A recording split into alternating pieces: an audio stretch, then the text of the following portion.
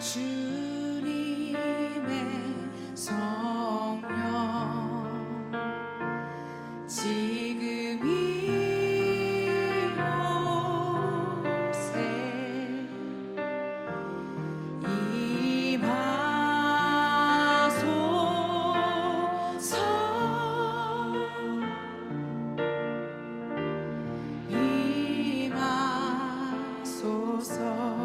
주님의 성령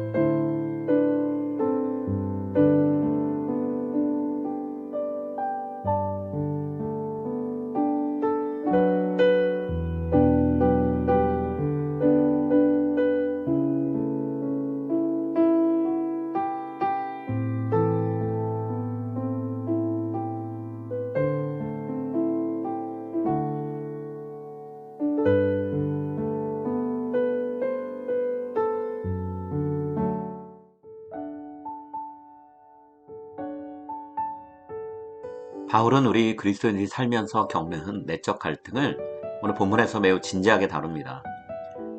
흔히 우리들이 자연적 욕구라고 부르는 내적 갈망과 성령님이 이끄시는 마음의 싸움이 그리스도인의 내면에서 일어나죠.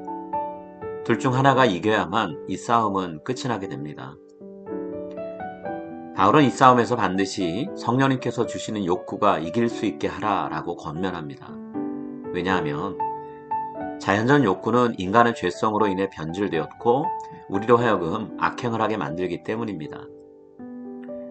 바울은 죄성이 우리의 마음을 마음대로 좌우하게 만들 경우 어떤 결과가 벌어지는지 구체적인 예들을 열거하며 우리에게 경고합니다. 죄성의 지배를 받는 삶의 결과로서 우리는 성적 타락, 부도덕, 음탕한 쾌락, 우상숭배, 주술과 적대감, 싸움과 시기, 대립과 분열, 질투와 술 취함을 비롯한 유사한 일들을 벌이게 되는 거죠. 바울은 이런 일을 저지르는 사람의 최후가 어떠할지에 대해 분명하게 선언합니다. 21절입니다. 이런 일을 하는 자들은 하나님의 나라를 유업으로 받지 못할 것이요. 성령님은 우리를 이와 반대 방향으로 이끌고 가십니다. 하나님께서 본래 우리 안에 심어주셨던 성품들과 행동들이 열매가 맺히듯 삶에서 나타나기 시작하는 것이죠. 바울은 이 모든 것들을 성령의 열매다라고 부릅니다. 22절, 23절입니다. 오직 성령의 열매는 사랑과 희락과 화평과 오래 참음과 자비와 양선과 충성과 온유와 절제니 이 같은 것을 금지할 법이 없느니라. 여러분, 어떻게 해야 우리가 성령의 열매를 맺고 죄성을 이기는 삶을 살 수 있을까요? 우리 안에 가득 찬 육체의 소욕을 예수님의 십자가 앞에 내려놓고 못을 박아두는 일입니다. 다시 말해, 예수님이 죄로 물든 나를 구원하기 위해 자신의 몸을 희생하신 것을 늘 기억하며 십자가의 사랑을 마음에 새겨야 합니다.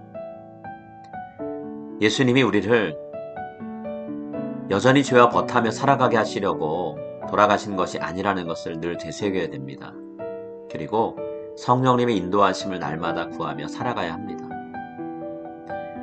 우리의 마음을 유혹하는 모든 죄의 욕구들, 그 욕구들 하나님 예수님 앞에 가지고 가서 우리를 도와달라고 기도해야 되는 것이죠. 그럴 때 우리는 성령님이 죄의 유혹을 이기게 하시고 하나님이 기뻐하시는 삶을 살게 하시는 은혜를 누리게 될 것입니다. 24절, 25절입니다. 그리스도 예수의 사람들은 육체와 함께 그 정욕과 탐심을 십자가에 못 박았느니라. 만일 우리가 성령으로 살면 또한 성령으로 행할지니라. 오늘도 성령님의 인도하심을 따라 죄성을 이기고 성령의 열매를 맺는 우리 모두가 될 수 있기를 소망합니다.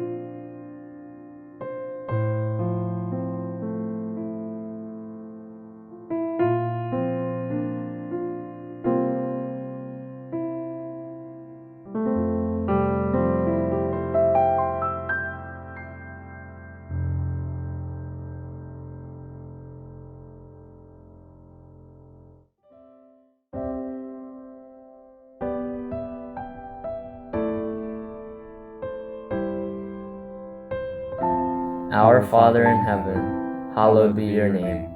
Your kingdom come, your will be done, on earth as it is in heaven. Give us today our daily bread, and forgive us our debts as we also have forgiven our debtors. And lead us not into temptation, but deliver us from the evil one. For yours is the kingdom, and the power, and the glory forever. Amen.